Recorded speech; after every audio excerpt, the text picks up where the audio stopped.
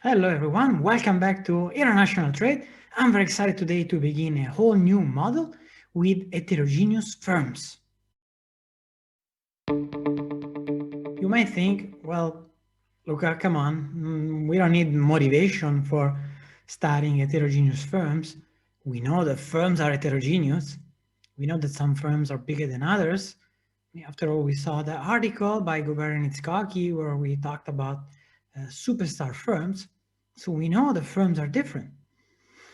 And so you're right. We know that firms are different, but it's only in recent years, say from the 2000s, I would say, that we have accessed the firm level data that was needed to understand and apply our models quantitatively to the issue of heterogeneous firms. It's not like Paul Krugman did not know the firms were different. Some firms were smaller than others. It's just that he didn't have any data about at the firm level that would, confirm one theory versus another. But now we do. Here's an example of such data from Weinberger 2016. This is an article of, been published, I think this year or last year. He's a co-author of mine, currently an economist at George Washington University. And using Chilean data, which we'll actually use again at the end of these two videos lectures, he shows the sales distribution and the markup distributions, where markups are computed following a method by Delocro and Wrzynski. And Wrzynski, we actually talked about him already. He's an economist at Aarhus University. He was one of the authors of that paper on offshoring in Denmark. And is probably the most famous for this method of estimating markups. So what do we see in these two figures? Well, we see that firms are indeed heterogeneous. We have this distribution of sales. You can see here that basically there's the largest number of firms have a very small level of sales. And the largest firms, those firms that sell ridiculous quantities, well, there's actually very few of them. Now, this particular distribution looks like a Pareto distribution, which is something that you hear often, especially when when we think about the success of artists, musicians. This is like the majority, and really most of creative work behaves kind of like this, in the sense that a handful of extremely successful bands, rock stars and singers produced most of the songs that are listened by everybody, and the majority of singers produce a song that nobody buys. Okay. And when we look instead at markups, this looks more like a log normal distribution. But you see again here wide heterogeneity in markups. Okay. So we have that the largest mass of firms charges very low markups, and the markups increase, and the largest firms charge. The firms that charge the highest markups, which we know from Krugman 79, these are typically the largest firms, charge the highest markups. In today's model, we're going to have heterogeneous firms. We're going to be able to build a model that actually matches this sales distribution. We're not going to look at markups because markups for us are going to be constant. But we're actually going to see with MATLAB that our simple model that we're going to develop over the course of these two classes will actually be able to match this sales distribution. Now, I came across during last year's National Ökonomverening, pardon my pronunciation, so the National Association of Economists in Denmark.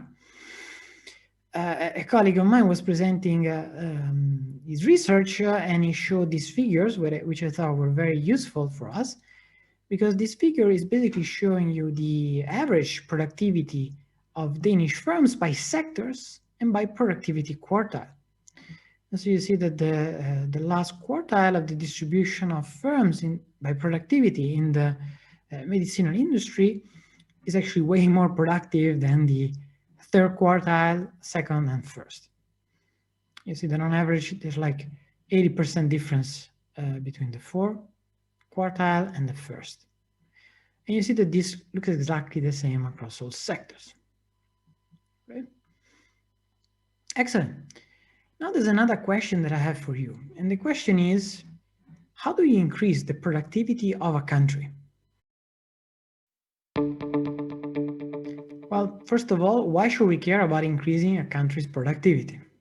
Well, you may remember from the solo model that productivity growth is, especially coming from the technological progress, is the main determinant of a country's standards of living. And we also saw that in our Ricardian model. And we saw that countries that have an absolute advantage also have higher wages. So it is crucial for countries to increase their productivity. But how can you do that? Well, in our class, we've seen that you could do it by increasing capital. If you increase the capital to each worker, that increases the marginal product of labor. From the solo model in your macro course, you know that this is not a long-run strategy because sooner or later you encounter the diminishing returns to capital. And so if you keep on accumulating capital, you basically have to save more and more to replenish the capital that gets depreciated. You don't want to do that. And so there's a limit to the growth in productivity that you achieve with capital. Yeah, the productivity in the solo model comes from this technological progress, right? From this solo residual. How can we influence that residual? Well, sometimes you think, okay, perhaps it's the research and development, perhaps it's the development of patents, of new ideas that generates growth in the solo residual, and that's true, of course. But now I ask you to think a little bit more about the fact that we have different firms, okay? So, suppose that these firms differ in terms of their productivity. This is sort of hinted by the previous figure.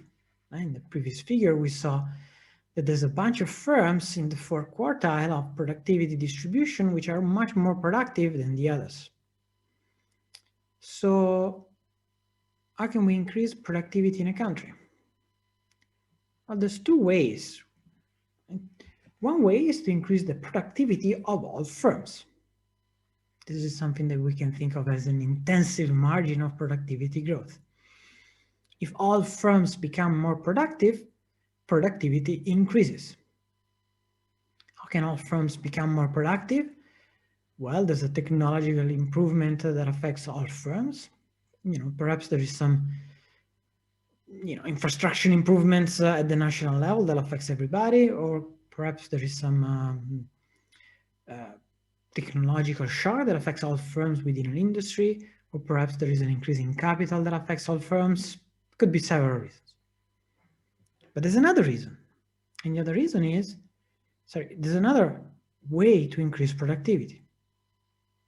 And the way to increase productivity is to make the most productive firms produce more and the least productive firms produce less.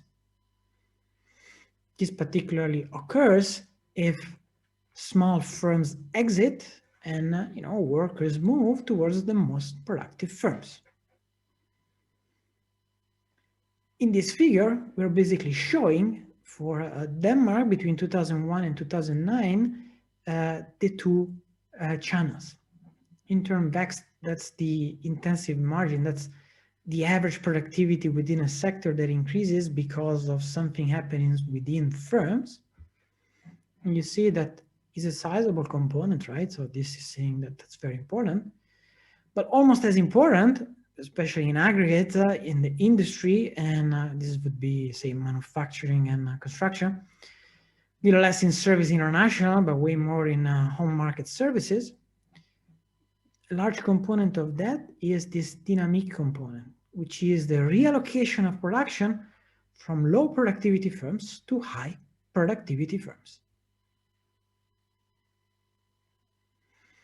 So why are we talking about this?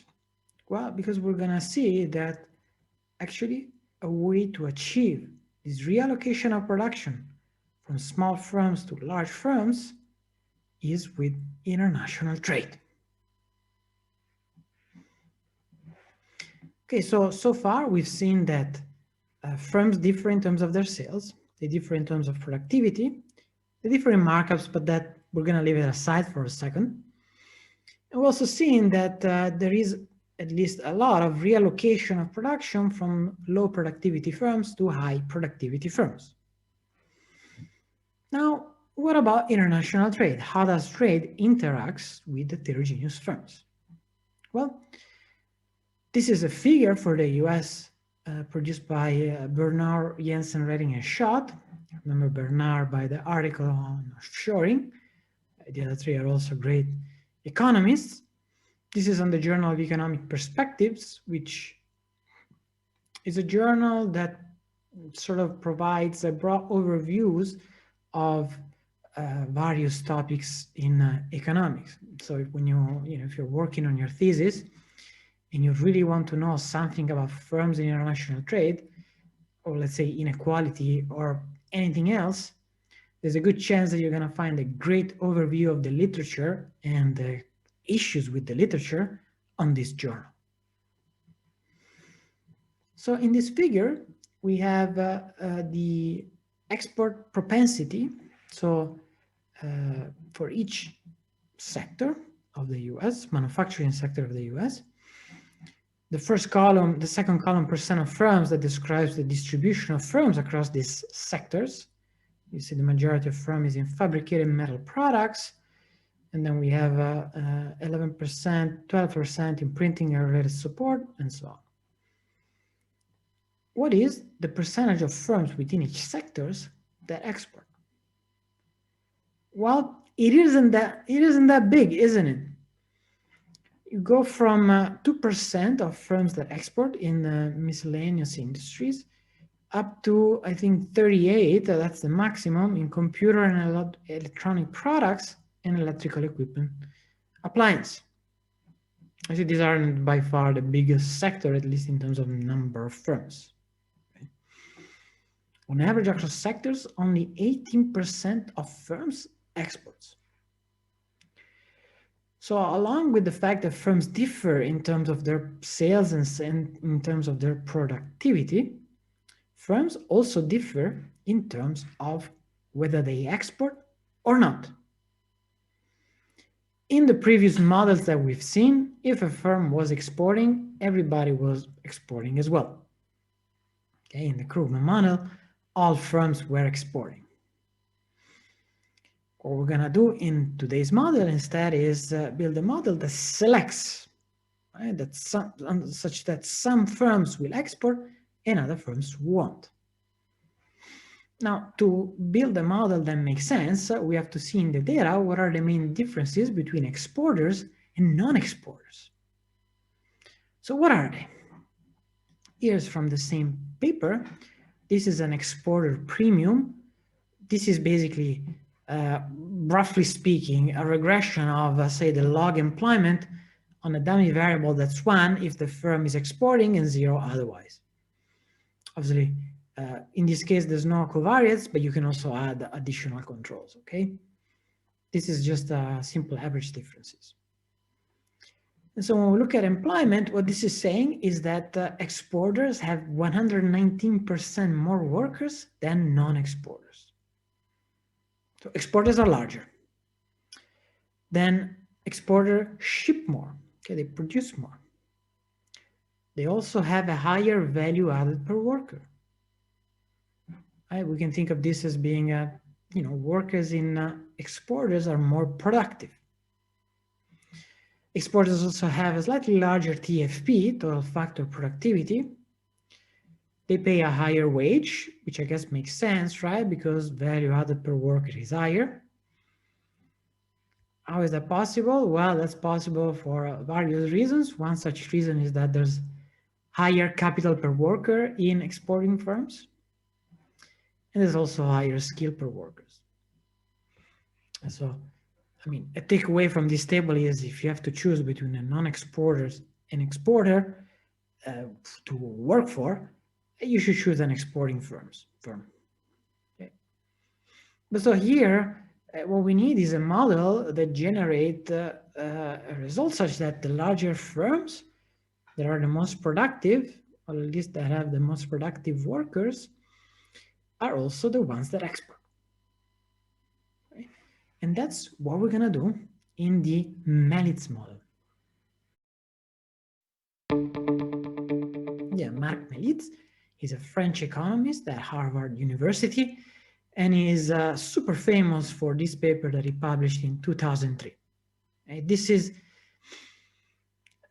It's sort of like this is the model that you need whenever you write an international trade paper that's about firms.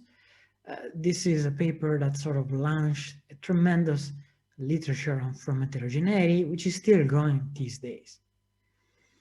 And this model is going to be able to generate firms that differ in terms of their productivity. Because firms differ in terms of their productivity, the more productive firms will be larger, they will sell more, they will employ more workers, and they will also be able to export, and we'll see how is that possible. Okay?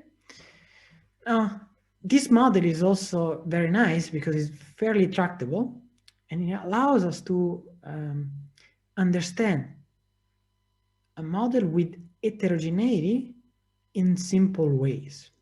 And you could apply this model to any kind of situation in which you have some sort of heterogeneity. So we're going to start with the assumption. Then today we're going to look predominantly at autarky. And next time we're going to finish off the autarky case and look at the effects of international trade. So let's begin with the main assumptions. Well, just like the Krugman 1980 model, we're going to have CES preferences. In this case, we're going to have a continuum of firms, a continuum of varieties indexed by omega. So we're no longer going to sum over the varieties, but we're actually going to integrate across them. And sigma is going to be the elasticity of substitution, like in the Krugman 1980 model. We're going to have this demand function, right, that follows from that, where W is the wage, which again, like in the Krugman model, we can normalize to 1, or we can just keep carry it around. And then P, capital P, is the price index. Now there's going to be L identical consumers, so that the aggregate demand Y of omega is going to be L times C, like in the Krugman model. And then we're going to have this AD, which is a demand shifter that has it inside the LW, so the total size or income of the country, times the price index to the power of sigma minus 1. And then we have the price to minus sigma, so the sigma as always is the demand elasticity. What about firms? Because so far consumers, it's fairly standard, right? This is not all different from Krugman 1980. What about firms? Well, we're going to have monopolistic competition, just like in the Krugman 1980 model. Each firm produces one variety. But unlike the Krugman 1980 model, there's going to be some complications. Okay, we're going to have the firms differ in terms of their productivity. But so if we think back at the Krugman model, okay, in the Krugman model, how did we determine the equilibrium? Well, we solved the firm problem, and then we found the equilibrium by pretty much setting profits equal to 0. Right? That was the 0 profit condition, along with the optimal pricing of firms that was determining the quantity and prices of equilibrium. Okay. But what about now? Well, now we have firms that are heterogeneous in productivity. So how can we have a free profit condition? You cannot have, the whole firms make 0 profits because firms have different productivity. So they will sell different quantities. You imagine that it's very difficult to impose a 0 profit for everybody. And so you need that some firms make positive profits and some firms don't produce or make negative profits. So how can we juggle that? Well, the solution by Melitz to deal with this is the following. Okay, so follow me for a second. This does not want to be an accurate description of what happens in the real world, okay, whatever the real world is. But follow me. We're going to suppose that there is a pool of potential entrants. And then to enter, a firm must pay a fixed cost of entry, FE. So basically there is a pool of entrants. There is a large number of potential firms, potential entrepreneurs. If these entrepreneurs want to create a new firm, they have to pay a fixed cost of entry. Only a certain number of firms will pay this fixed cost, and that's ME. Now, upon entry, each firm draws its productivity, labor productivity, because labor is going to be the only factor of production, and that's going to be denoted by phi. There is a distribution of phi with a certain CDF, capital G of phi, and a PDF, small g of phi. And then firms will produce with a fixed cost, and they also have to pay a fixed cost of domestic production. Okay? So, recall here that the idea is to generate a model such that we're going to have firms that differ in terms of size.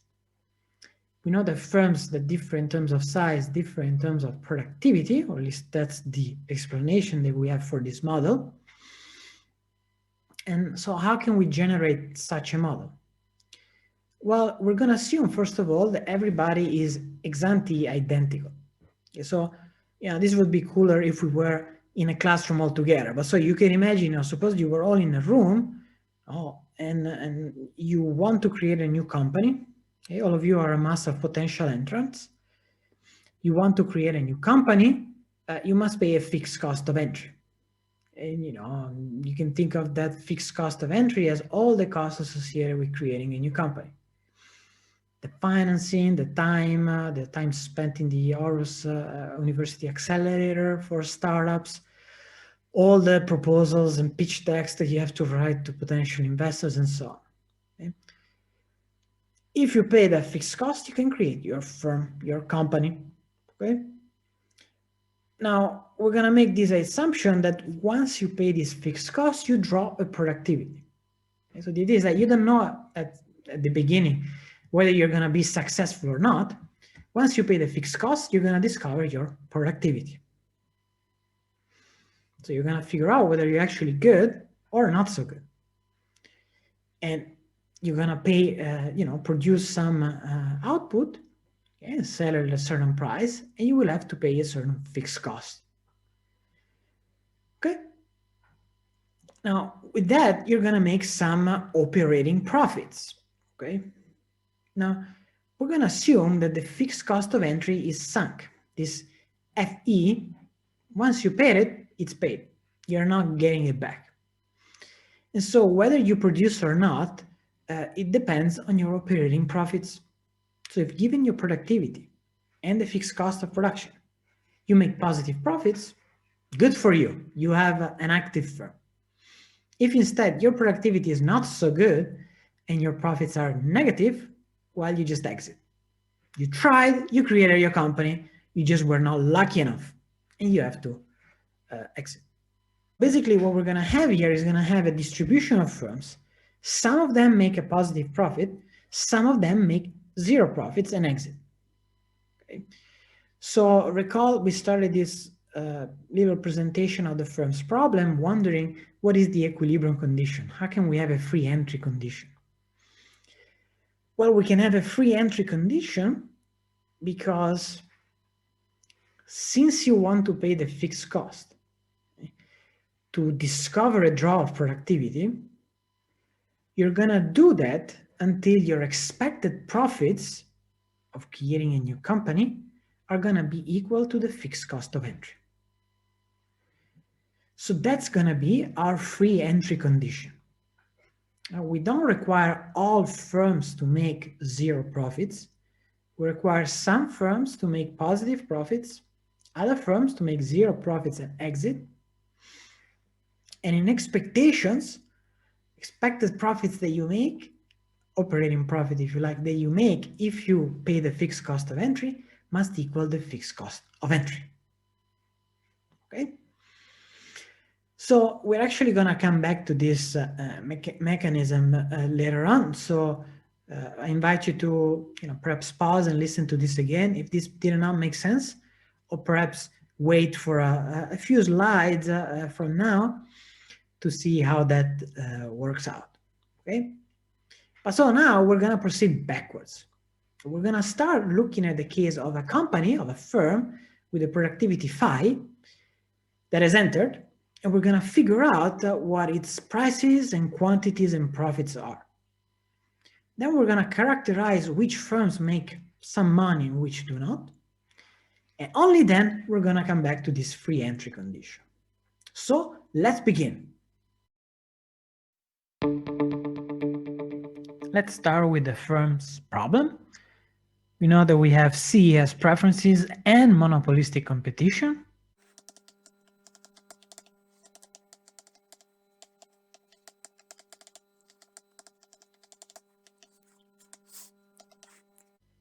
The price is going to be a constant markup over the marginal cost. So the price of a firm with productivity phi equals the standard constant markup sigma over sigma minus 1 that we learned in the Krugman 1980 model, and that you will also practice a lot with during the problem sets. And this multiplies the marginal cost. What is the marginal cost? Well, it is the wage divided by the labor productivity of the firm, phi. Okay, so if this is the price, what is the total output that the firm produces? Well, we know the Y of a firm with productivity phi equals some aggregate demand shifter AD, which multiplies P of phi to the power of minus sigma. So substituting the price into this equation, what do we get? Well, we get AD, which multiplies sigma minus 1 over sigma to the power of sigma times phi over W sigma. Okay, so I mean, this makes sense. We have that more productive firms with higher phi sell more output because Y is increasing in phi, and they charge a lower price. So this is a model in which the largest firms sell more because they sell at the lowest prices. They are the most efficient firms, hence their prices will be the lowest. So let's now compute the profits of the firm. And let's call this pi d.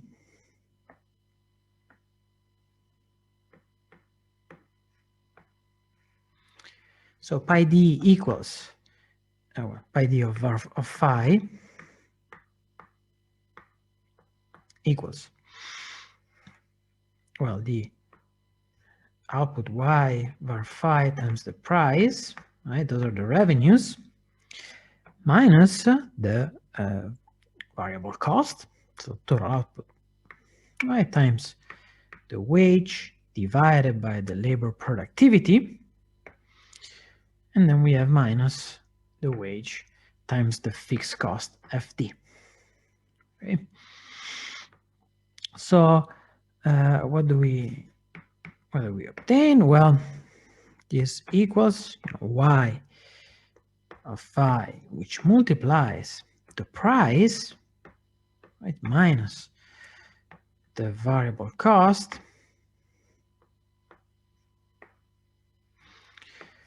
minus the wage times FD,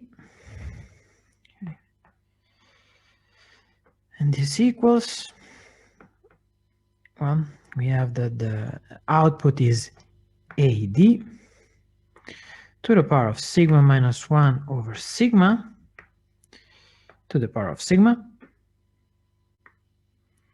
times phi over W to the power of sigma. And then we have the price minus W over phi. Well, let's write it out once. So this would be sigma over sigma minus 1, W over phi minus W over phi. And then we have the wage and the fixed cost, which are subtracted from this. Okay, and then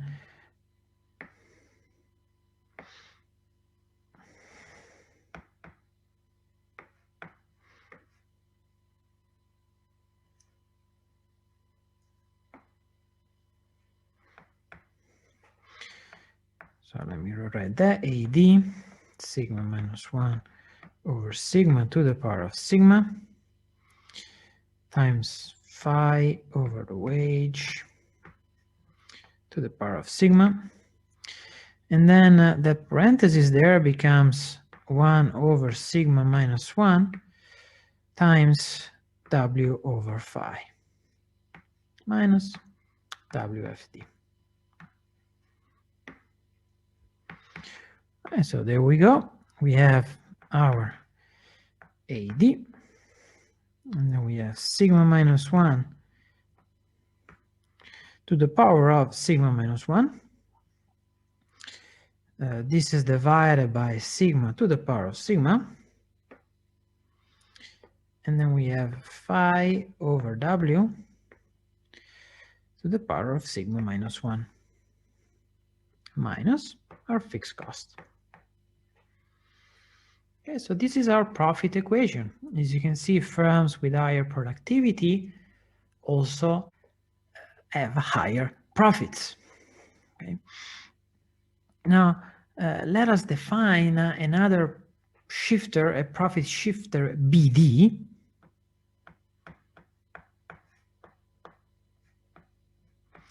Equal AD sigma minus 1 to the power of sigma minus 1 over sigma to the power of sigma W sigma minus 1. So this is just a shifter that we're going to use to simplify the notation a little. Because using BD, profits become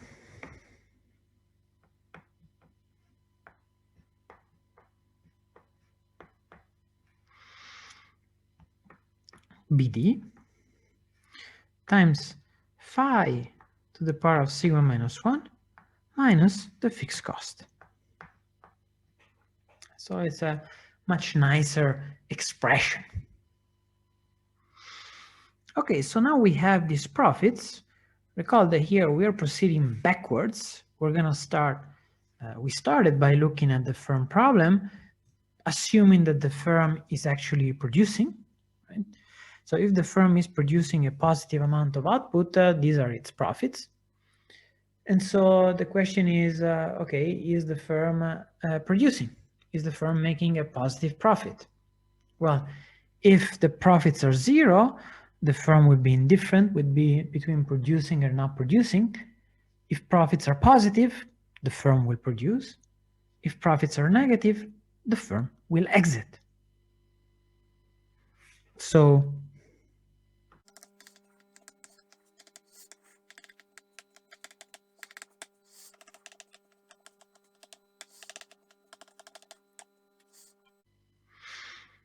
what we would like to find is a cutoff level of productivity such that the firm with such productivity is indifferent between producing and not producing.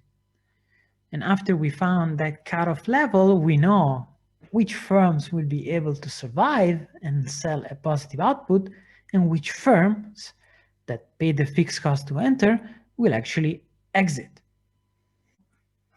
To find the cutoff productivity, we're going to set the profits to 0. And this is something that we call the zero cutoff profit condition.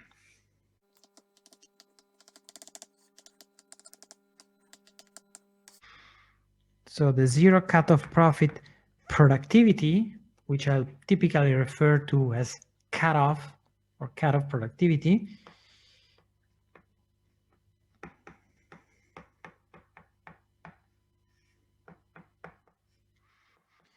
is denoted by phi A for autarky, and is implicitly, and it's defined as the productivity that sets the profits to 0.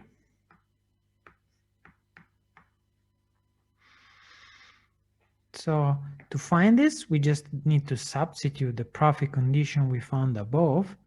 And what we have is that BD times phi of A, right, the cutoff productivity, to the power of sigma minus 1 equals WFD.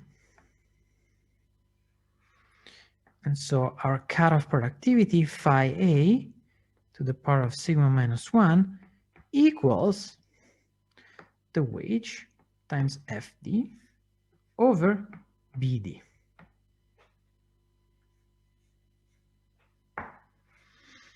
Great. Now recall that BD was equal to this term here. Okay. And we actually did not define AD, so let me write out again here below.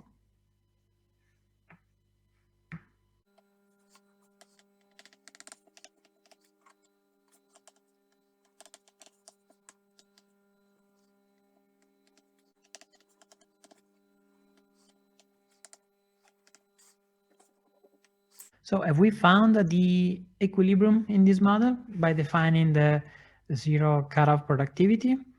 Well, not really.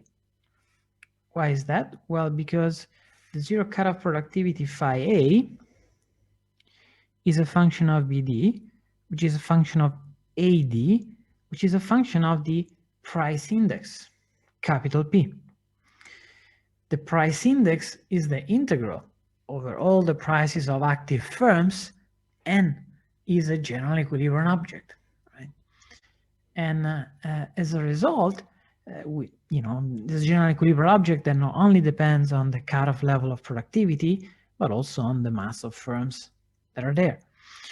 So since the price index is a general equilibrium object, this zero cutoff productivity condition does not really pin down the cutoff productivity. Okay, we need another condition to do that. But before we do that, let's also think a little bit about welfare here, because you know that welfare in this CES framework crucially depends on the price index. Recall that in principle, we could normalize the wages to 1, right? Or we could divide all prices by the wage. If we just look at the pricing equation there, like we did for the Krugman model, right? So the wage doesn't really matter in this particular setting when we have a closed economy, and if all markets clear, we have to set one good as the numerator, and so the easiest thing to do is to set the wage as 1. So what's crucial here is the price index. The higher the price index, the lower your utility. In fact, the price index is the level of expenditures that gives you a utility of 1. So the lower that level of expenditures, the higher your welfare, because it means that with the same income, you can buy more of your ideal basket of goods. And notice here that the price index increases AD.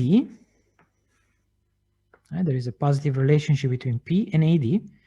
There is a positive relationship between AD and BD, and there is a negative relationship between phi A and BD. So this means that if phi A increases, the price index declines.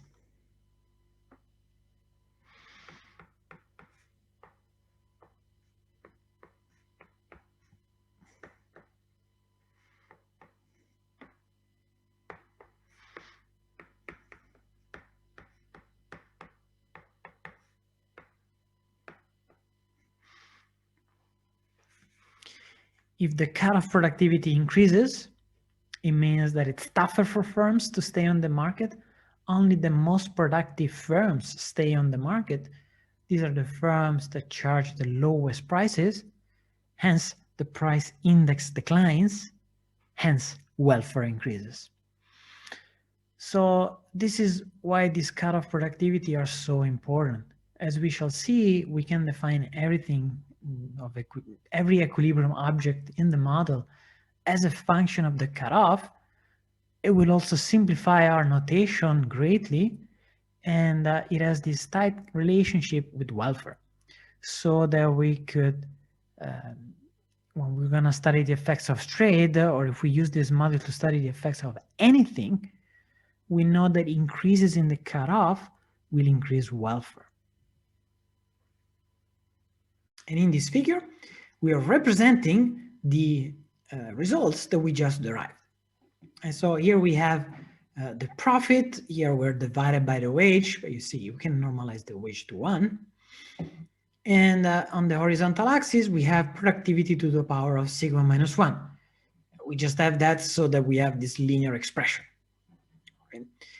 So we have these profits. Notice that if your productivity is 0, you make a minus the fixed cost.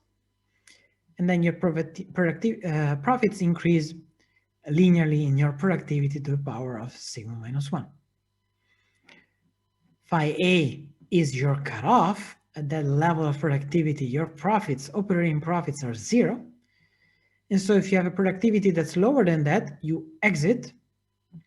You pay the fixed cost of entry, you discover that you suck, unfortunately, you exit. If instead your productivity is good enough, you will produce and make a positive profit. Doesn't mean that you make positive profits overall, right? Because you still pay the fixed cost of entry, but that doesn't matter. That fixed cost of entry is sunk. So so long as you make positive profits, you're good to go. Okay? Okay. So now the crucial part of this model, the beauty, if you like, of this model, the simplicity, is that really everything depends on this productivity cutoff. And that's what I meant when I said that this model can be applied to any sort of model with heterogeneity. Okay, it could be heterogeneity of student ability, could be heterogeneity of workers, could be any source of heterogeneity. Because you see clearly here that if the cutoff changes, and this is going to change the exit and entry of firms, or at least it's going to change which firms produce and which firms exit. And obviously, since phi A is a general equilibrium object, this will also affect the firm level profits of surviving firms. So this is saying that in autarky, there's going to be a certain number of small firms with low productivity that will not survive. Okay. Okay. So now let's think about the 0 expected profit condition. I mentioned it before. Now we're getting back to it. So we said that at the beginning, you are a potential entrant. You could be an entrepreneur, or perhaps you have some ideas of creating a startup. And to do that, you have to pay a fixed cost of entry. You have a choice there. You can pay the fixed cost of entry. Right? You pay that price and you discover your productivity phi. Other option is you do not pay the fixed cost and you make 0 money. Right? You did not pay the fixed cost, you did not make any profits. You're still going to be, a worker, you're going to make the wage, but you're not going to make any extra money because you created a new company. I'll say that you paid indeed the fixed cost of entry and discovered your productivity. If your productivity is higher than the cutoff, you make positive operating profits. So your gamble perhaps paid off. If instead your productivity is less than the cutoff, you exit. And that sucks. You pay the fixed cost of entry, you make 0 money. So there's overall loss, but that's life. Okay. Now, the free entry condition in this model basically tell us that these expected profits that you make have to be equal to the fixed cost of entry. The idea is that potential entrant, we are in equilibrium when any potential entrant is indifferent between entering and do not pay the fixed cost. To be indifferent, since if you do not pay the fixed cost of entry, you make zero money. Basically, what needs to happen is that at least in expectations, your expected profits must equal the fixed cost of entry. What are the expected profits? Well, you have a certain chance of making positive profits if your productivity is high enough, and a certain chance of making zero profit is if the productivity is low enough. And as we shall see in a second, this condition will determine what is the equilibrium value of this cutoff, because it's basically going to tell us how much likely we are to make positive profits when we enter. So let's see the algebra for this. How do we compute the expected profits? Well, let's look back at the profit condition, the profit equation. It was this term over here that we derived previously. Let me rewrite it.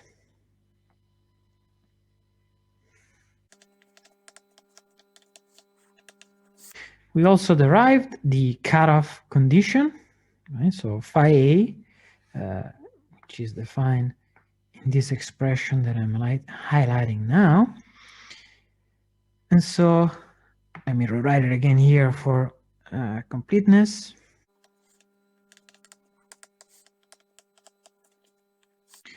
So if we substitute the cutoff into the profit equation, what we get is the following.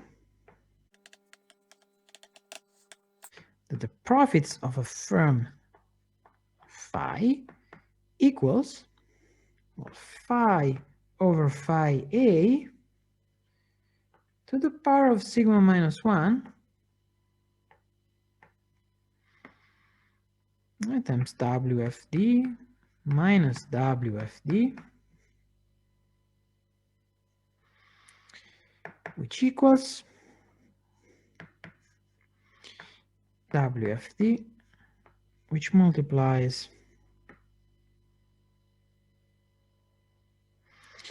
phi over phi A to the power of sigma minus 1 minus 1. So this is a very nice expression. And all that matters is the difference, the distance, if you like, between the productivity of the firm and the productivity cutoff. So that if the productivity of the firm equals the productivity cutoff, this whole expression goes to 0.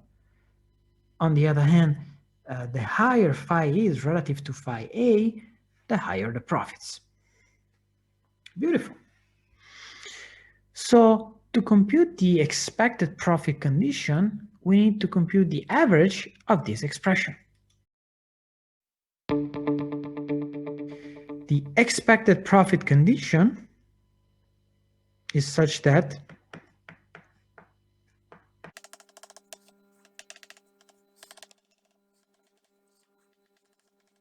the expected profits equal the fixed cost of entry. So this means that expectations over the profits by D have to be equal to the wage times the fixed cost of entry. And so what are the expected profits of expected profits? Well, that is the average. So if we had here a discrete number, a discrete probability distribution, we will be summing over the profits of all firms, weighting each profit by the probability that a firm would get that particular productivity draw associated with its profits. Here we don't have a discrete distribution of probability, sorry, a discrete probability distribution of productivity. What we have is a continuum distribution. And so what we need to do is not sum, but we have to integrate. We're going to integrate from where? Well, from the productivity cutoff phi A to infinity till the maximum level of productivity allowed in our domain. In this case, we have an unbounded, at least from a broad productivity distribution. And then we have our phi A, sorry, pi A of phi times our PDF, which is small g of phi,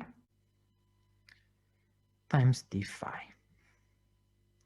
And is equal to wage times the fixed cost of entry, FE. So recall, here, before we enter, we're all identical. We decide to pay the fixed cost of entry, and then we discover our productivity, and then we're gonna produce or not produce according to what we said before. We're gonna pay the fixed cost if and only if we expect to make a profit that at least gonna cover that fixed cost, right? And if the expected profit is higher than the fixed cost, more firms will enter, and this will drive down the demand for each firm, so driving the profits down, reducing the average profits until we get to this equilibrium condition where the expected profits equal the fixed cost of entry.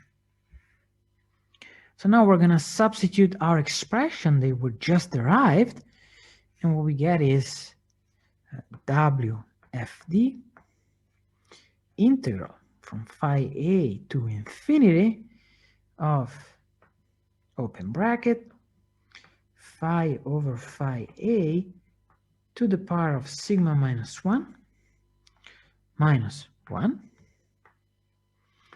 g of phi d phi equals WFE. Oh, look how nice. The two wage expressions cancel out. And now what do we get? Well, we have an equation that depends on two parameters, FD and FE. And those are typically given. It depends on our productivity distribution G. And then it depends on our equilibrium object, which is the cutoff productivity. Okay, so this means that this equation implicitly defines our productivity cutoff. Now, to make this analysis a little simpler, also for what will become apart in the future, in the next lecture, we're going to define this integral as the J function. So we're going to say that that integral equals a function J, which is only a function of the cutoff. Okay? Let me write it here. So let this J phi A, which is sort of a, proportional up to the fixed cost of production FD to the expected profits. So that is equal to the integral of phi A to infinity of phi over phi A to the power of sigma minus 1 minus 1 g phi d phi. Obviously, phi doesn't really matter, right? We could call it x, we could call it t, we could call it anything. Okay, so is J of phi A increasing or decreasing in phi A? Well, G prime of phi A is,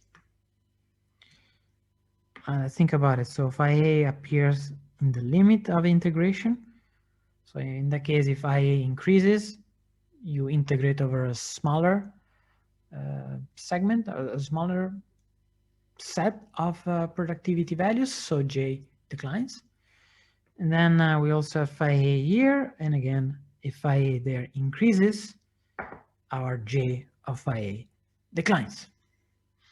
So J is monotonically decreasing in phi A. Why is that? The expected profits will decline in the cutoff simply because it's much more likely to make zero profits. If the cutoff productivity increases, the chances of you having to exit because you're not gonna make it are much higher. What can we do with this J function? Well, we can rewrite the expected profit condition.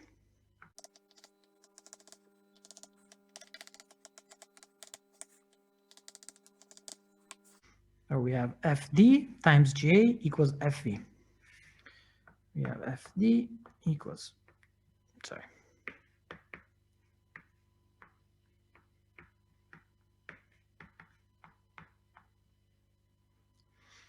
Great. So since we established that J prime is negative and it's always negative, so this function is monotonic, well, there is going to be a unique value of the productivity cutoff phi A, which satisfies this equilibrium condition. Okay, so this expected profit condition, this free entry condition, is gonna give us the equilibrium value of the productivity cutoff phi A, and then given that that phi A is also gonna satisfy the zero cutoff profit condition that we derived above, and that will pin down our price index. Therefore, it's gonna inform us of the welfare.